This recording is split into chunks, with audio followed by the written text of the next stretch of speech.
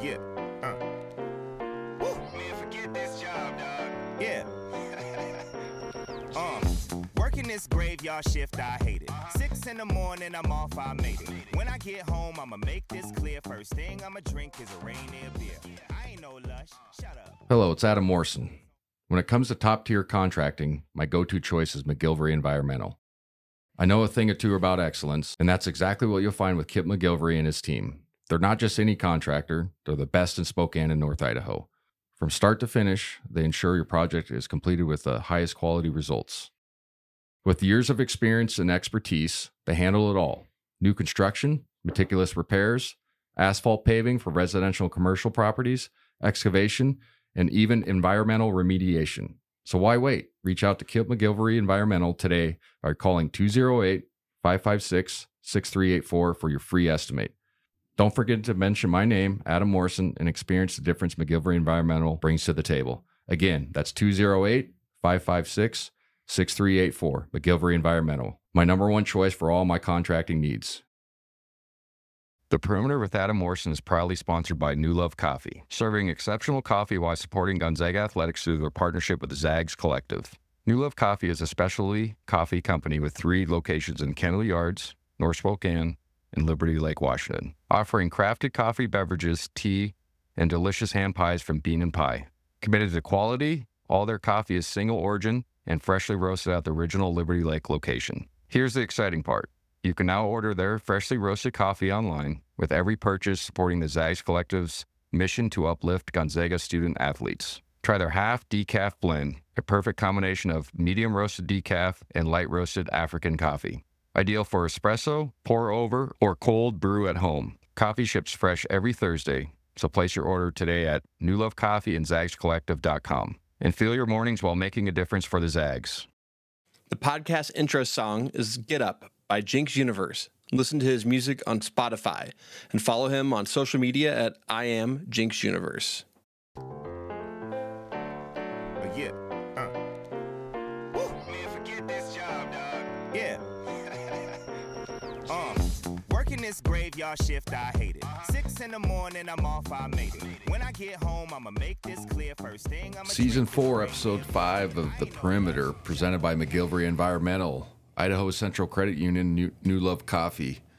Great win last night. It's fun saying that. First home opener in the kennel. Obviously the Baylor game didn't count as a home opener, or did, but not in the building. Wagner Pacific or whatever, it doesn't count. Warner Pacific doesn't count in my book. So a lot of energy. A Big 12 team that just moved. A team with a little bit of a history, nothing substantial as far as tournament success, but as far as Bobby Hurley, 10 years there, has been to an NCAA tournament a couple times, resources, recruiting ability, ex-pros, you know what I mean? So like a real program. Yeah. And they looked the part. It was a fun game to call.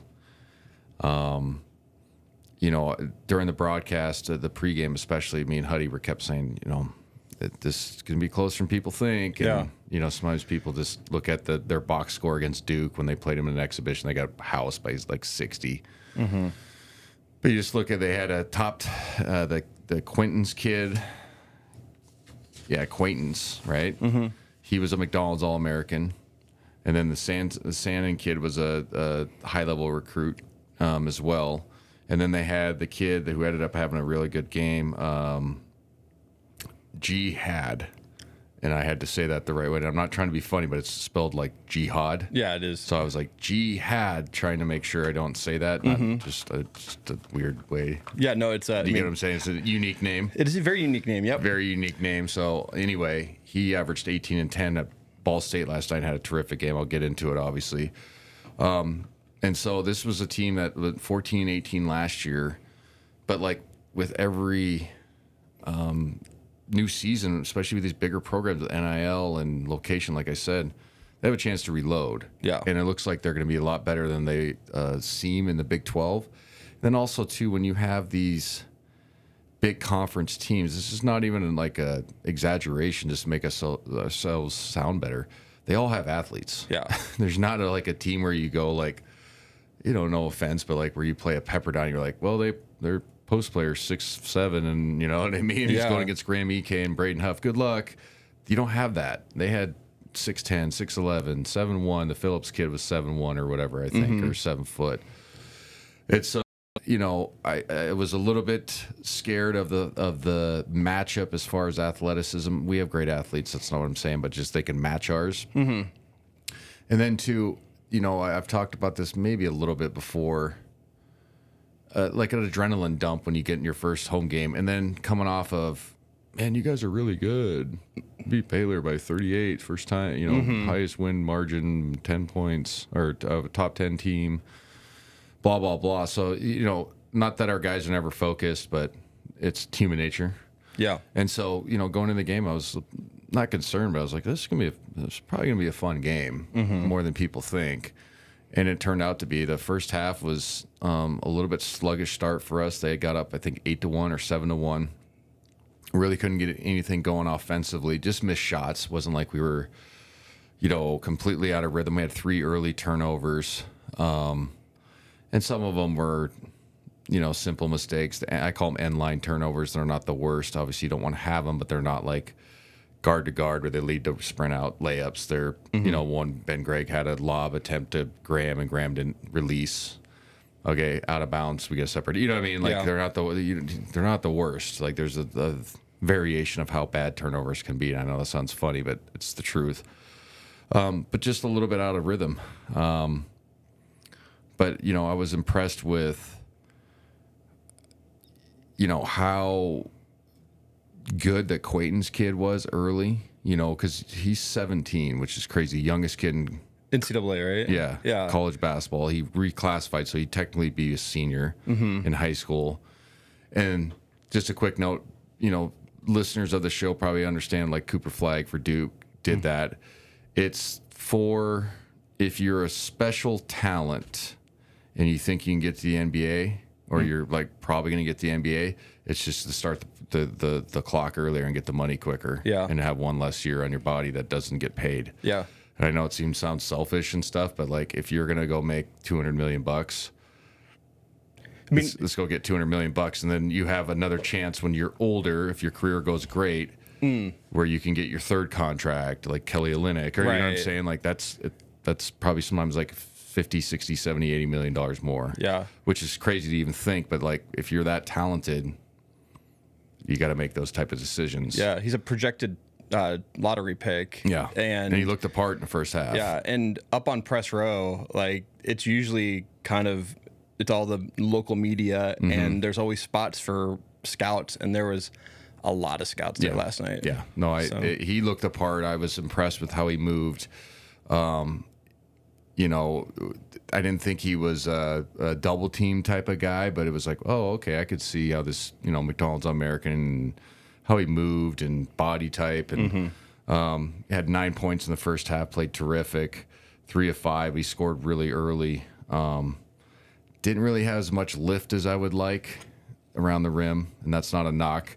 And that can improve a little bit with weight loss or just simple plyometrics. I know that sounds old school, but you can add 2-3 inches to your vertical. It's possible, but didn't have as much lift as I would think you'd want, especially for the next level. Yeah. But really impressed with how they got him the basketball and tried to get him going early. And again, especially for a 17-year-old kid, I always have to be like, so right now he'd be playing against Ferris if he was just right. Yeah, you know what I mean. And he's going against Graham Eke and all of our defenders and scoring the basketball. So really impressed with his start to the game. Consequently for us, I thought the starting lineup was exactly the same as it was opening night, and I think it's probably going to stay the same. Graham, Ben Gregg, Ryan Nembhard, Hickman, and Caliph. I keep saying Khalif on air too, and I feel bad. It's Caliph Battle, who had a terrific second half. I think maybe the only change they would maybe make is Ajayi for Ben Gregg, not just on the performance last night, and I'll get into it, but just maybe Ben's better off the bench as a spark or whatever. You know what I'm saying? That's about the only one, but I think this is kind of a set in stone lineup. I thought, Nembhard in the first half was terrific from a floor game perspective. Had 4 assists, was really controlling the tempo, and getting everything going. Ajayi was terrific in the first half, had 7 points, 3 of 6, had 9 rebounds, so almost 10 rebounds. And then Braden, Huff, I can't say enough, man. He's so efficient. 10 points, 5 of 7 in the first half. Dusty was solid as well. 2 of 4, 2 of 3 from downtown. But once again, like in the first game, our 2 sophomores came in and gave us a spark. Stromer and Huff. Obviously, I mentioned Ajayi from a rebounding perspective, but from a scoring perspective, I thought those 2 guys were terrific, gave us a lift. It was a really fun and entertaining half. We got up 8 there, and I thought we were kind of going to go up 15 maybe in the first half, and then we had that last 5-minute stretch where our shot selection was terrible. Yeah. And Battle was bad in the first half, and that's not a knock, but he had, where he was just diving into people, and it was they're like turnovers basically. And you're going to get a little bit of that with him because he's a constant attack kid, and he shot a ton of free throws. That's part of his game, and I'm not knocking it. I'm just saying you're going to get some times where it's like defense jumps back and they don't foul, and then it kind of turns into a turnover basically because it's kind of a punt. And then so my point is Arizona State got back in the game that last 5 minutes. Ended up being tied at 38. First half stats, we hold them to 41% from the field, which is great, 13 of 31, 5 of 14 from 3. One of the notes of the keys to the game was they made 15 threes against Santa Clara in their second win of the season. So it was obviously something that we had to be conscientious of. They shoot a ton of threes. You saw that in the first half, too. They shot 14, but some of them were just like bad. Yeah.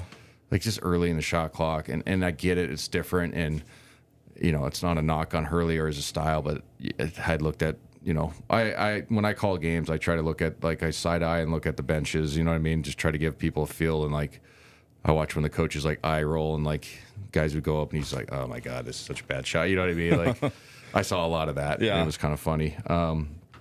But kudos to them. They hung in the basketball game. Totally. Not playing well. We shoot 47%. We were bad from 3 in the first half, 3 of 12. Obviously, that's 25%, but we didn't get to the free throw line. They were 7 of 8. We were only 1 of 2. I actually thought the officiating was fair in the first half. I kind of like how they let things go, especially around the rim. My issue always is with officiating is if we can't have freedom of movement, that's when I have a problem. But if you let things go where guys have to go up strong, that's where I'm like, okay, that's where you can live with it. But when it's like, hey, you can't dribble and they're pushing you off your line and chugging you on cuts, that's when I have an issue. I thought the reffing was fine last night, especially in the first half. But again, goes in tied 38. I think there was a little bit of not a disappointment, but a kind of a shocked in the kennel a little bit in the first half because they looked. I guarantee people looked at the score line, looked at their record last year. But again, I can't say it enough. Like, and it's not. And I say it on our broadcast. It's not to like hype the show or hype our broadcast or the games. It's like these teams are. You don't really know. Yeah. And then if you look at the personnel, and then like this is not. This is I gotta say this the right way. You can get good players to go to Tempe, Arizona. They have a top 5 recruiting class.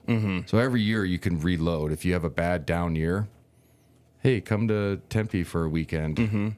Oh my God. Right. You know what I mean? Like, I mean, and they're playing in the Big 12. In the Big 12, that's what I'm saying. Yeah. It's like you can have a down year and just reload and get back to being like competitive. And then if you obviously turn it over, and then you can start being NCAA tournament type team or NIT type team.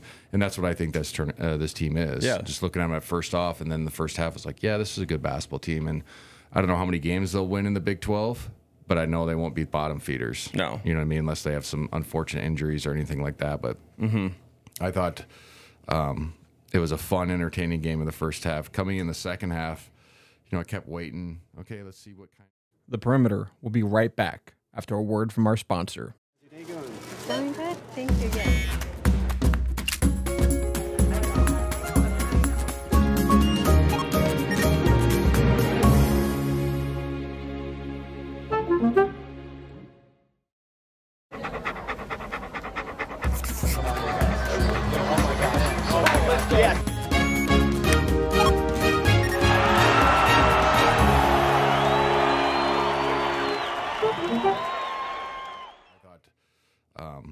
it was a fun, entertaining game in the first half. Coming in the second half, I kept waiting. Okay, let's see what kind of run we're going to make.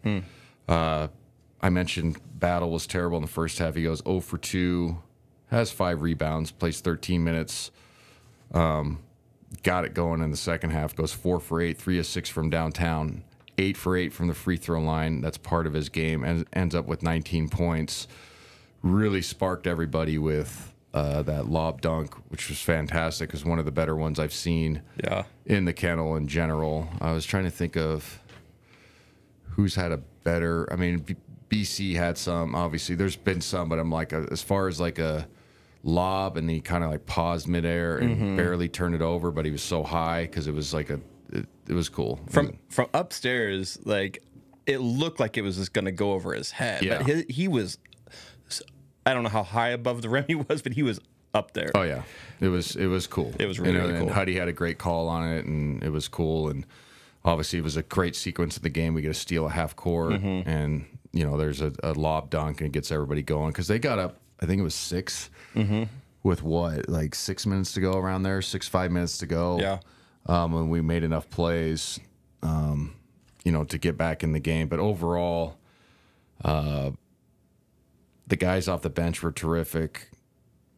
Ryan Nembhard, we got to give him credit. 11 assists, 0 turnovers. He had 11 assists, 2 turnovers in the first game. So 22 assists, only 2 turnovers against high-level competition. Yeah. Absolutely fantastic. He added 13 points. I think this year is a better year for him as far as just being a setup point guard. Not that he can't score, but I think last year there was more emphasis on him scoring, which is our lack of depth. I think this year he just gets to kind of play and take risks in a good way and make decisions and just hoop as a point guard. Yeah. That's what I think he's the best at. Yeah. And so it's fantastic that he has shown that, but he has this type of role, to be able to play that way. And he's had a great start to the season, shooting it decently enough. Nolan had a little bit of an off night, great first night, but it goes 4 for 10, only 9 points. I mentioned Battle with 19, getting to the free throw line, drew 6 fouls as well. Ajayi, 12 rebounds, 9 points, didn't have a scoring effort, but the 12 rebounds, played 29 minutes, was terrific. He just has such a great feel to go get the rebounds. Athleticism, base, big hands, longer reach than what his size is. You need guys like that, and I think he's a guy that you don't really have to run plays for. And so I think he might be the guy that moves into a starting lineup and then bring Ben off the bench. And that's not a knock on Ben, but I think maybe Ben might be a better spark type. Yeah, no, totally. I don't know. And I don't think it's not that big of a deal. It's just, trying to talk about the team. But he was just so good last night as far as defensively and being on the glass. 4 offensive rebounds. We win the glass battle again, +9, which is absolutely terrific. You rebound, play defense, don't turn it over. We mentioned the 3 early turnovers earlier in the first half. We have 8 total, 22 assists, only 8 turnovers. Another great line. Yeah. 8 steals as well. Just absolutely, doing all the little things. And that's been a staple for Huey and the staff for 10+ years, but it's harder than people think to get people to buy into it, understand it, execute it. You're not going to make shots all the time. You're going to turn the ball over, but if you can handle rebounding, effort, taking care of the basketball, you put yourself in a position to win a lot of times. I mean, we shot it bad from the free throw or 3-point line last night. We go 8 for 24. We win the free throw line advantage, but some of that was at the end of the game when they're trying to foul. So when I look at the numbers, if you just look at the box, you're like, oh, we shot 10 more free throws. 6 of those were at the end of the game, so it was pretty even for the most part. Sometimes you have to look at that free throw line discrepancy. So my point is, I thought the officiating was a well called game overall. I don't think Arizona State had too many gripes because we've seen Bobby Hurley go absolutely ballistic on refs before. I was waiting for it at some point. He went nuts a couple, but he held it in because there wasn't anything egregious. Yeah, but he there's a couple guys that like just rolled their eyes when they had to run by him. I could just tell. I was like, oh God, I got to listen to this. Which he's earned that. He's a great coach and blah, blah, blah. I'm not knocking it. It's just he gets on officials. That's part of what he does. Yeah. So, player of the game, Braden Huff, 21 points, 9 of 13, 3 of 4 from the free throw line, added 4 rebounds, had an assist.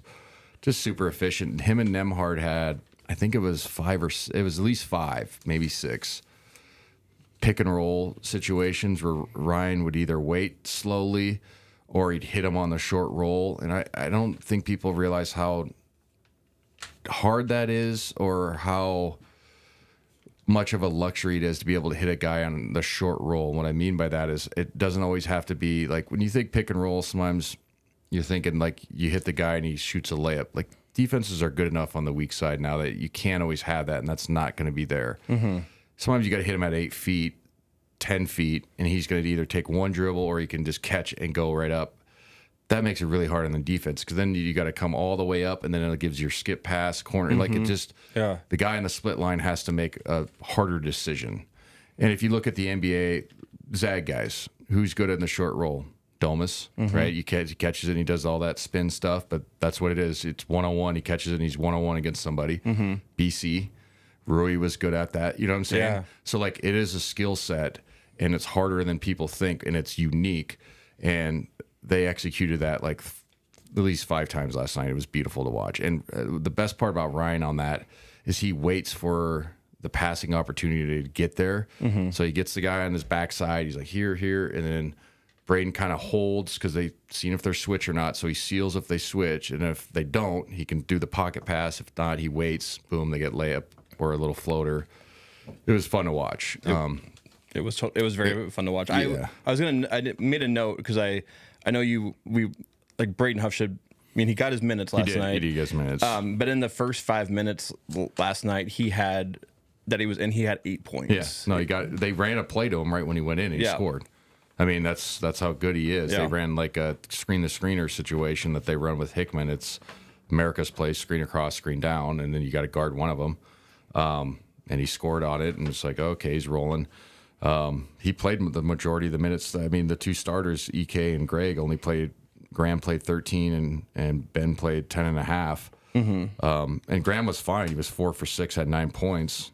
But Braden was rolling, and then he was part of the group that made that run. So sometimes it's how it works. And I talked about it, I think, the first or second episode. There's going to be nights where guys are not getting screwed over minutes-wise. It's just the other group got going. And so I think Graham's responsible enough to understand that Ben is as well. But I think overall, I wouldn't be surprised if Mike Ajayi starts and Ben comes off the bench because he's been off the bench for the most of his career and has been terrific, fan favorite, efficient, diving on the floor, flexing, all that stuff. It's great. You know what I mean? Then maybe could be his role again, and that's not a knock. And so that's the one situation where I think it might change. But overall, great start to the season. Final splits here. Like I said, we go 8 for 24 from 3, wasn't terrific. Field goal percentage-wise, we go 31 to 62, obviously 50%. We go 33, and then 18 to 22, 81%. Remember, free throws was an issue last year. Knocking those down. Khalif Battle gives us a spark with that 8 for 8. Nembhard goes 6 for 8. So that's a huge advantage if we can make free throws down the stretch. It goes without saying. But we've had issues in the past where people, bombard our DMs. Why can't they make free throws? I'm like, I don't know. Like, you got to just be confident. There's nothing you can really do. I mean, that was I feel like one of the keys to winning the game last night was we got them into foul trouble in the second half. Good point. At 10 minutes, I think we had them at. We were in the bonus, and then we were in the double at like 8.5 or 7.5. Yeah, no, I made a point of it. That's a great point. So yeah, foul pressure is a real thing, and we were down. Helped us get back in the game. So, I talk about it on our broadcast, but on the podcast as well, is like foul pressure, continue to duck in from the weak side, continue to hard rip drive. All those little things make a difference if you want to be a winning club, and it helps. And a lot of times teams or officials kind of get used to how you play too. So you kind of get those calls. It's not like you're just getting them to get them. It's like, hey, these guys dive every time for a rebound. You know what I mean? They swim move, and sometimes the guys hold me. If I get 2 of those a game, well, awesome. You know what I'm saying? Like that's a rebound effort thing. We used to chart rebound effort. I'm sure they still do. They used to do it at our practices. They wouldn't tell you if you're getting charted for rebound effort, and then they would do it during games. And if you didn't have, I think the min number was 80%, where you went every time 80%. So 8 out of 10 times you had to go make a move to get a rebound or box out. You had to like run or you might not play. But it's just a good like, hey, every single time. And like I said, that creates foul pressure. So overall, super impressed, fun atmosphere. I think Arizona State's going to be a good basketball team. That Jihad kid was terrific, had 20-something. The Quaintance kid didn't score in the second half, but I was impressed with him. And again, you got to go, he's 17, but our guys did a good job on him. But yeah, Jihad had 22 and 10. The Freeman kid off the bench had a good game too, had 12.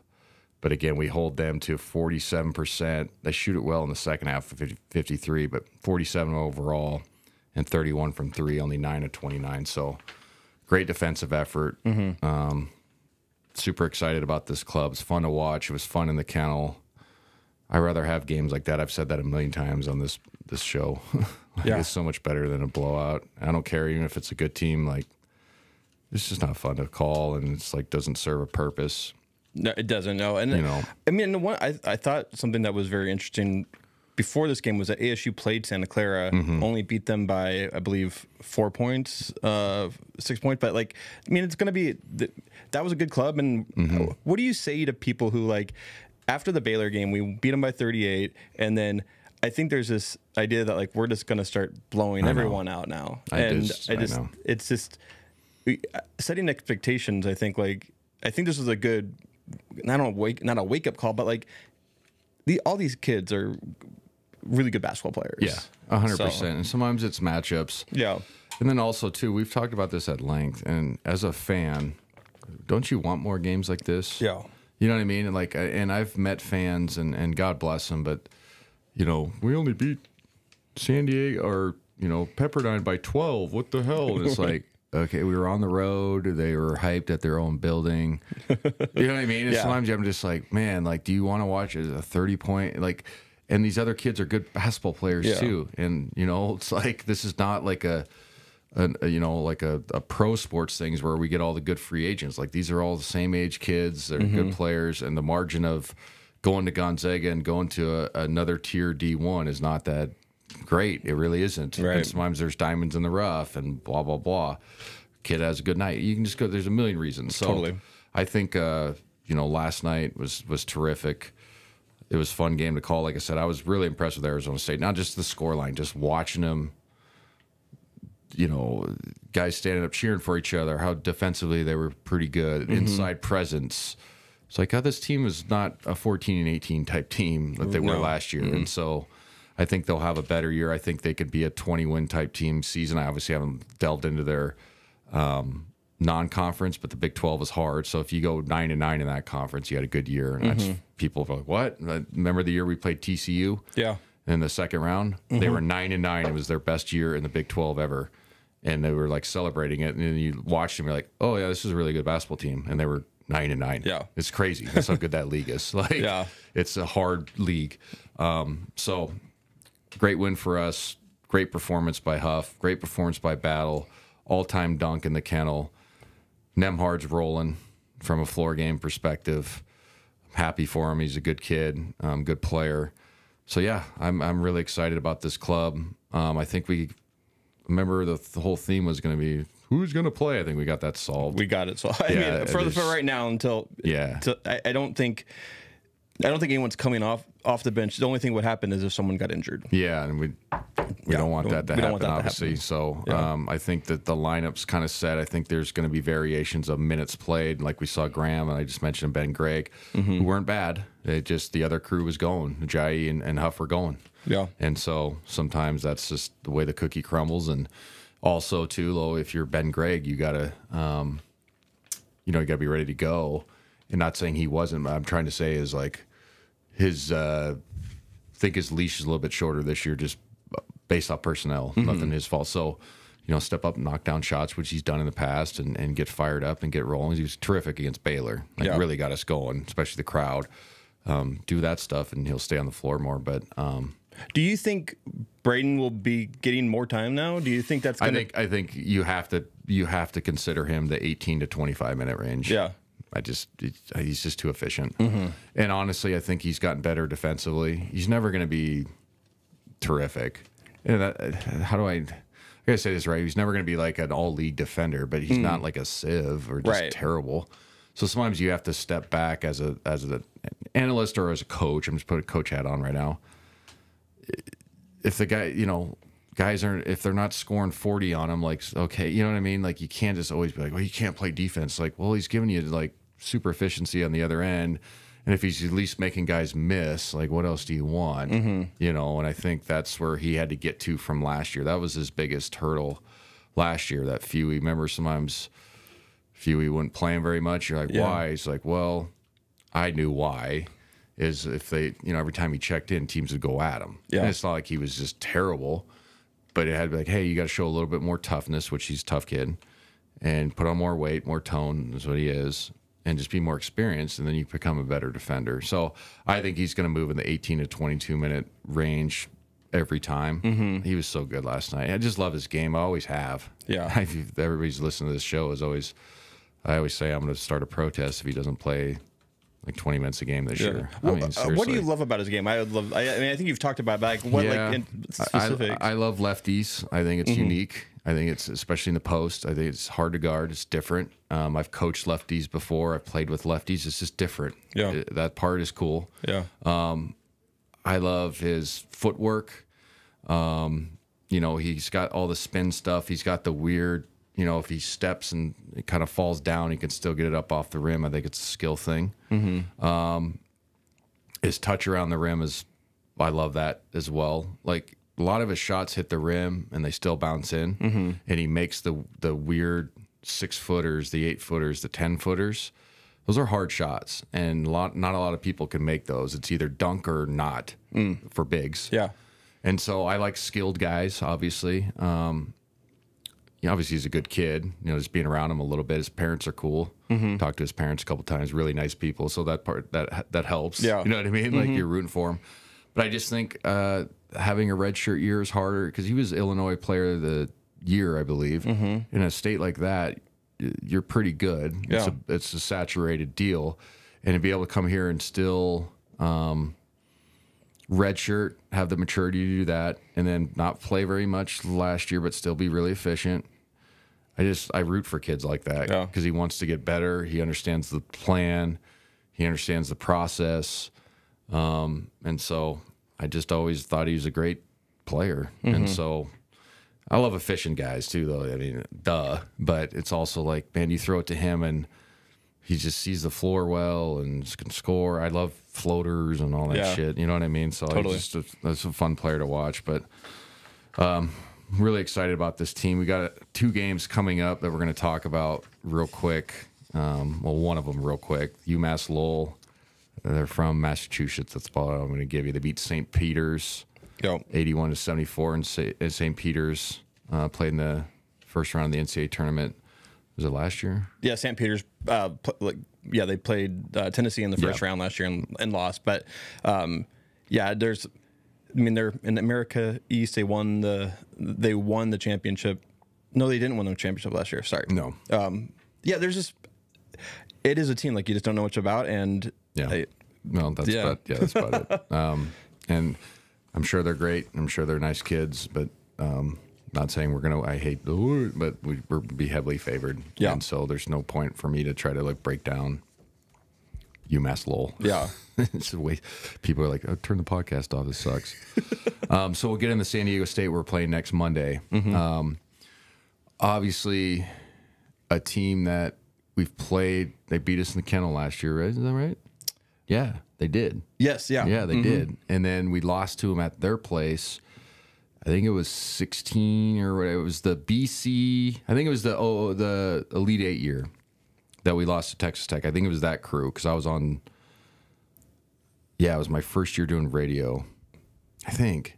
Anyway, it was the crew with like Silas, Perk, BC. No, I don't think BC was there. J3, Rui, and we just got housed by them by like 25. And I remember the flight back. We had a weird flight path where we landed in BFE somewhere, one of the little tiny airport. And you know when you got to go fill up, so you stay in these like, or you just sit in these like tiny little, private airport. If nobody's ever been in a private airport, it's like a living room basically. Right. One person in there, if that. And Coach Few and Tommy were like in the corner, like arguing, like almost not like screaming at each other, but like an old married couple would argue in front of the kids. Yeah. Like kind of quiet, but just loud enough, but like trying to keep their poise about our game plan and all. It was just fun to be a fly on the wall, like listening to like try not to laugh. I had no dog in the fight, and everybody's glum, and I'm like, oh, this is funny. I've never seen them do this. You know what I mean? Like this is what they used to do when I played there, but they never did it in front of us. Right. So that was interesting. But I remember they kicked the crap out of us. Cool atmosphere down there. It's kind of like an older arena. It's not a dump, but it's just older style. It's just like a bowl. You know what I mean? Like old school Mountain West. Yeah. Makes sense. And, they had a great team last year when they go 23-11. Is that what I saw? Yep. 23-11. Played in a national championship game 2 years ago. So they got that momentum going. Or 26-11, excuse me. But just a fantastic program. I remember last year, they kind of pushed us around. Yeah, we lost to them 84-74. Yeah, they kind of pushed us around a little bit. Yeah. So that's going to be on our players' minds because obviously 81% of our lineup is back. So that's going to be a fun game to watch, call, and see if we can kind of get some get back. What's interesting about this matchup is we started this home and home, which is awesome instead of neutral. Like, let's play each other's building. Yeah. But now we're going to be in the same conference. You know what I mean? So it kind of takes this is kind of the preview, I guess, to being in the Pac-12 in 26. So this will be kind of interesting to see how we can handle that crowd. Like I mentioned, it's great. They have a great program. If you wanted to go top programs in the West in the last 10 years, Arizona, Gonzaga, 1A, 1B, however you want to put that. UCLA would be right there. San Diego State would be like right there with UCLA or maybe above them, considering they played in a national championship. You know what I'm saying? So like this is a premier program, and just like I said about Arizona State, hey recruit, do you want to come down to a visit to San Diego? Right. I mean, seriously, it's like, and it's not again, when I say these things, it's not an knock, but it's kind of known as a fun party school. So it's like you're going to be, if you kind of have yourself organized, you're going to get the right players, guys that can play, and it's like it's a pretty good place to go enjoy your college life. Definitely, and I mean that in the right way, but it's like, cool, come play high level hoops and live in San Diego. Okay, sign me up, Yeah. So I'm really looking forward to the matchup. They're terrifically talented team. Barely beat UC San Diego, but those are always interesting because they're rivals, and you never know if you get overlooked. And we've had that in the past with like Eastern, and that's not a knock, but you know what I mean? Definitely. It's the same like a Big Sky type team or Big West, and you're like, we're going to kill them. And then you're like, oh shit, we're in a basketball game.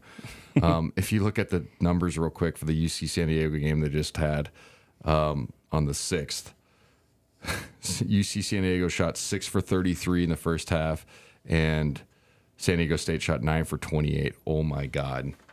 In the first half. Can you imagine watching that game? No. Like, stab your eyes out. Like That's a lot. 6 for 33. And what was the first half score? They were only down 2, San Diego, UC San Diego. Wow. Yeah. Yeah, like can you imagine watching that first game? No. Oh my God. 24 points. I mean, yeah, that's a low scoring first half. Yeah, no, that's yikes. So anyway, it'll be interesting just to go, like I said, play in that arena and play a team that kind of pushed us around last year, and kind of they did. Yeah. I mean, that's what happened. Our guys are tough. They understand that. I think we kind of got buzzsawed. We didn't have a great rhythm last year, if my memory serves as well. So part of that was just not getting on track. But I think we have kind of an edge to this group. Battle gives us that. Ajayi gives us that. Obviously, Ben Gregg's is given that. Dusty Stromer's looked like he's put on some weight and tougher. And I talked about Braden earlier, tougher and all that stuff. So I think it's going to be a fun matchup. But I'm happy I get to go to San Diego. So that's nice. Yeah. It's a cool add to the conference schedule, obviously, but it's a fun atmosphere down there. They have a legitimate program, and it's hard to draw at a place like that, just in general, but they actually have a pretty good following considering. And that's not a knock on San Diego, but like, hey, let's go to a college game. You're like, how about we just not and sit on the porch and 65 out at, you know what I mean? Yeah. Like, there's so much other things to do. It's like LA. Yeah. I was going to say this game against UC San Diego it drew 12,000 people. Exactly. So like, it's gonna be a big crowd. Yep. And it's interesting. I mean, comparing the roster to last year's roster when we played them, I'm not finding many, or if there's one returning player, and I think it's a different look. Yeah. Team. And that's how it is. And then I apologize to anybody listening wanting to get like a deep dive breakdown, but a lot of these clubs, you look at it and you're like, okay, it's like the kid G had last night. He averages 18 and 10. And he had a great 22 and 10, but like it was at Ball State. Nothing wrong with that. Yeah. But how do you go, he's going to be great at, but he was good. Yeah. But you're like, there's other guys, you're like, oh, he averaged 16 and then he's a role player, stand in the corner guy. So it's curious to see kind of how teams are, but I think it's going to be a great matchup. Obviously, we're going to be favored, but their pedigree, how hard they play, is difficult, and that's not just us saying that they really do play hard defensively, and they rebound. That's how they made it to the national championship game that one year. They had like 8 guys, and they just kind of climbed up India and guarded. Weren't great offensively, good enough, but they hung their hat on being tough and physical. Yeah. So it's going to be a great test for us. Again, I'm happy that we get to play a home and home. I think it's just more fun. It's cool for our guys. Yeah. And I'm looking forward to it. You got any listener? I got breaking news real quick. Okay. Breaking news in that week 2 of the NCAA. The Perimeter will be right back after a word from our sponsor.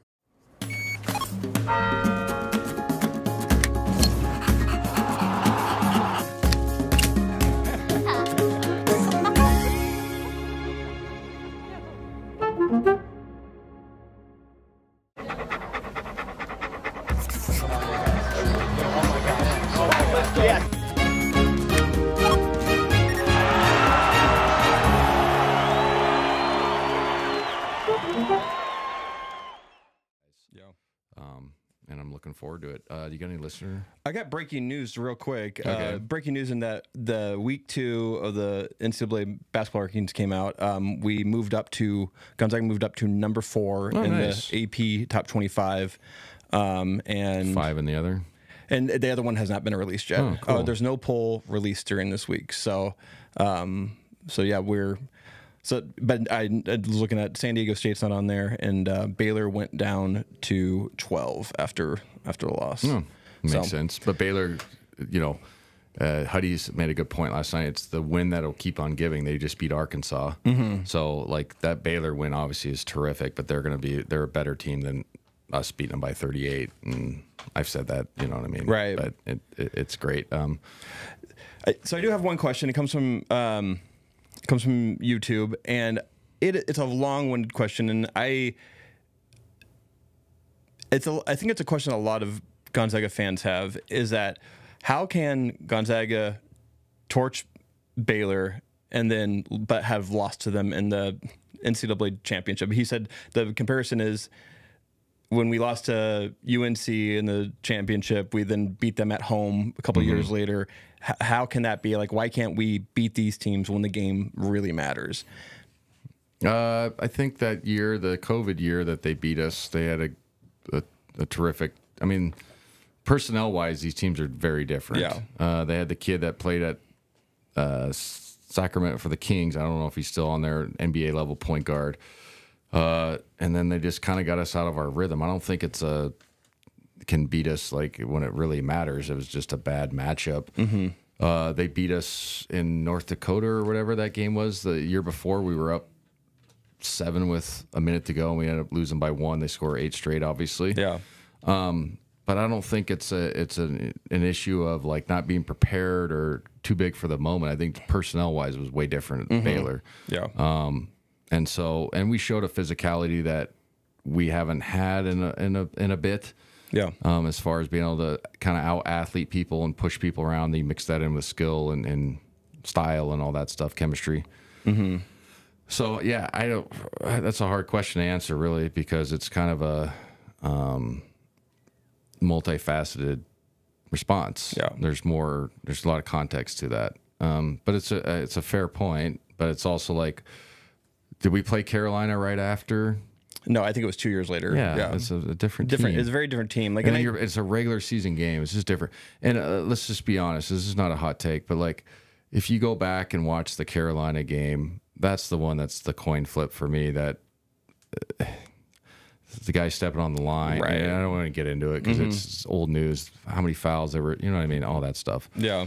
So that one is a little bit different than the Baylor one, but it's a fair question. Yeah. I don't know how to answer it though, because personnels are different. I think it's personnel, and I think time of year. Yeah, I mean, and if the Baylor game, you look at that game, like our best player was in terrible foul trouble. Yeah, and that was a big. And here is the other part to this that people keep forgetting is Jalen hits that shot. Oh, okay. That's like one of the most emotional, super high things you could ever go through as a club, as a team. Okay. Yeah. All they're talking about is Gonzaga for 2 days, 2 days. It was like a perfect storm for Baylor to sit there and go, wait, we just beat, was it Houston or whatever? You're not talking about us. And then so you have the adrenaline dump for us. You have them seething on the other side. Yeah. You know what I mean? That's part of it. Like, oh, definitely. Like, you know, people talk about it all the time, like emotional games, and then the week after or 2 days after, you know what I'm saying? Like in football, like they played a really physical, emotional game. And then the next week you know, lay an egg, or the next 2 days you lay an egg. It's a real thing. And I think that was part of it. Yeah. Definitely. And again, this hats off to Baylor. They were terrific in that game. Terrific program. I've sung my praises to them multiple times. So, the one other question that I thought was interesting from YouTube is, do you think Gonzaga is under a tremendous amount of pressure to win an NCAA championship before they join the Pac-12? I've never felt that. I don't, and it's new news. I don't think there's pressure as far as, because it's a hard tournament to win. Yeah. Especially in today's world. And again, I keep saying that, but it's so much turnover. It's hard to build continuity. So you kind of have to do it on the fly, and you have to kind of get a little bit lucky as far as how much chemistry you're going to have during the season. Yeah. But I don't think the pressure has to do with moving to a conference. Maybe because people think we might not win the conference as easily, and that's fair compared to the WCC. Completely reasonable, logical, and that may affect our seeding. Logical, reasonable. But I don't feel that. Yeah, I don't think anybody in the program does, but I think we're a candidate to win championship this year, obviously. But a lot of it's matchups, man, and I know people may not like that, but it's like, dude, we ran into 2 buzzsaws the last 2 years. The national champion, like teams that are like head and shoulders pretty good. Yeah, Purdue makes it to the final, and we lose to UConn the year before. Like, yeah, okay. You know what I mean? Yeah. And the UConn game, and they were terrific. But again, it was emotional. We hit the Julian Strother hits a shot against UCLA. Oh my God, it didn't happen. You know what I mean? Yes. And I'm breathing a sigh of like, oh, thank God, I don't have to. You know, people are going to ask me about. I knew it was gonna if we don't win that game. It was like, thank you, Julian. Like, awesome. But then, oh, we got to play UConn, and they're just like seething and just waiting. You know what I mean? And then it's like, oh, we don't have any gas left in the tank, and Okay, but I don't think so, and that's not just me saying that to like be a next Zag. I just don't feel that at all. Now, do we want to win a championship? Of course. Yeah, of course. Coach Few want to win one, of course. The program, all those people, but I don't think it's we got to get one before we get to the Pac-12. I don't even, never even heard that. Yeah. So interesting question. Yeah, I mean, I think as Gonzaga gets, wins games this year, if we keep on seeing this progression, I think the conversation is going to just keep getting, is this the team? And yeah. I'm not there yet. I mean, I think this team's great. Yeah, but that's and that's hard to predict. I mean, yeah. I've told Fewy this. I thought his most talented team to make the Final Four was that Elite Eight year. One of his most talented teams. Yeah. If you think about it, it was BC, Rui, Snacks, Perk, J3, yeah, Killian. That was a really good team. Yeah. And they didn't make the final. They lost in the Elite Eight in Anaheim. Yeah. And that's like, if you, obviously the other teams are great, but like if you go like talent, like Killian was like coming off the bench. Yeah. That's crazy. You know what I'm saying? Corey was off the bench, I think, with that crew. Right? Yeah. That was a stacked team. Very stacked team. And like BC and Rui as your 3, 4, 5. Yeah. That was a. Yeah. And you know what I'm saying? They didn't make the Final Four. So like a lot of times it's matchups. Yeah. Just stuff happens, you know, and that's not an excuse, but like we still win in March. That's another part of that. And because that's what the tenor of that question is. Yeah, totally. And we don't never know what would have happened in 2020. Because I mean, that's a good point. We never got to see Chet play in a tournament, and that was a totally different team as well. Like we were going to be #1 in Spokane. Like it was. Yeah, that's I don't think. No, it wasn't. Was it Chet? Was that Chet's year? No, that Chet team. No, it was Killian's. It's the team that Killian went nuts on in that WCC championship game. Remember, he went 18 for like 23 or something from 3 in 3 games. That was not Chet's team. It was not Chet's team, but it was obviously a great team. I remember flying home. That was wild, just seeing the cancellation. Yeah, and then you thought the world was ending. That part too, and like trying to get home and like not touch anybody. Like it was just a weird thing. All the cancel. Anyway, but yeah. Thanks for listening. We'd like to thank McGillivray Environmental, New Love Coffee, and Idaho Central Credit Union for being sponsors. Check them out. We really appreciate it. It helps the show go. We'll be back probably Tuesday. Tuesday next week, yeah. Tuesday next week. We'll recap San Diego State and look ahead on the schedule. We'll talk about Atlantis. Appreciate you listening. See you next week. Working this graveyard shift, I hate it. 6 in the morning, I'm off, I made it. When I get home, I'ma make this clear. First thing I'ma drink is a Rainier beer. I ain't no lush, shut up, hush. This is how I zone out. I'ma take this check, put it on me. I'm a much better boss than an employee. Just cause you got time, don't waste time. It's about time, feel the sunshine. You got time, but don't waste time. It's go time.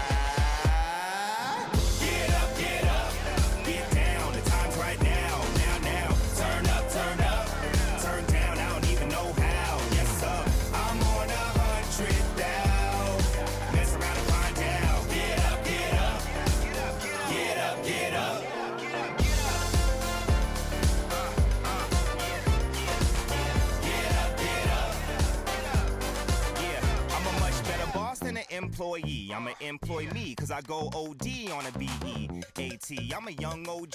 Podcast intro song is Get Up by Jinx Universe. Listen to his music on Spotify and follow him on social media at I am Jinx Universe. Produced locally in Spokane, Washington at Spocast.